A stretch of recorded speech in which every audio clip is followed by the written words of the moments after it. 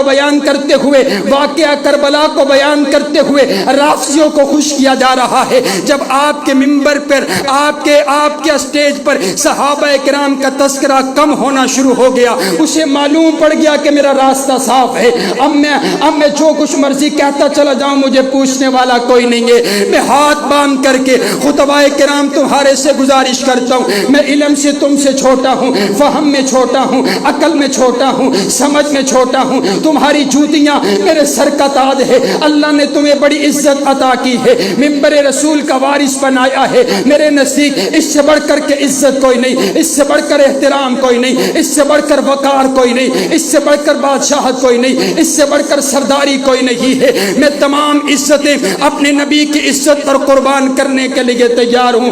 ہاتھ باندھ کر کے عرض کرتا ہوں, چھوڑیے اپنی دکانداریاں, آؤ صحابہ کرام کا دفاع کرتے ہیں. چھوڑو اپنی دکانداریاں, آؤ لوگوں کو بتاؤ کہ صحابہ جنتی تھے.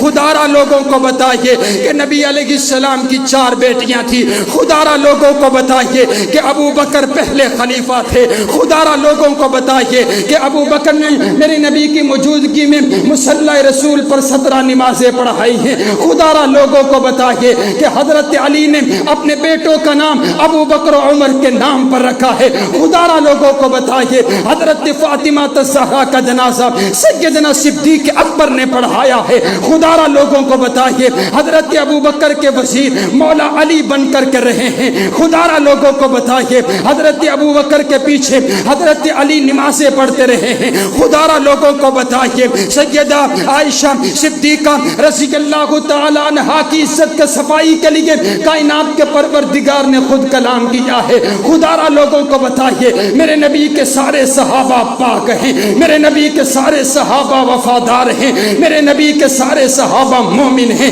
میرے نبی کے سارے صحابہ جنتی ہیں. اور بریلویوں, دیوبندیوں, اہل حدیثوں, فاروقی ہاتھ باندھ کر کے عرض کرتا ہے, آؤ آج صحابہ کی عزت کے لیے اکٹھے ہو جاؤ, صدیق کی صداقت کے لیے اکٹھے ہو جاؤ, فاروق کی عدالت کے لیے اکٹھے ہو جاؤ, صحابہ کرام کا دفاع کرو. اور دفاع صحابہ اہل حدیثوں کا مسئلہ نہیں ہے, دفاع صحابہ بریلویوں کا مسئلہ نہیں ہے, دفاع صحابہ دیوبندیوں کا مسئلہ نہیں ہے, دفاع صحابہ دفاع قرآن ہے, دفاع صحابہ دفاع شریعت ہے, دفاع صحابہ دفاع شریعت ہے, دفاع صحابہ دفاع پیغمبری ہے, دفاع صحابہ دفاع رسالت ہے, دفاع صحابہ دفاع مکہ ہے, دفاع صحابہ دفاع مدینہ ہے.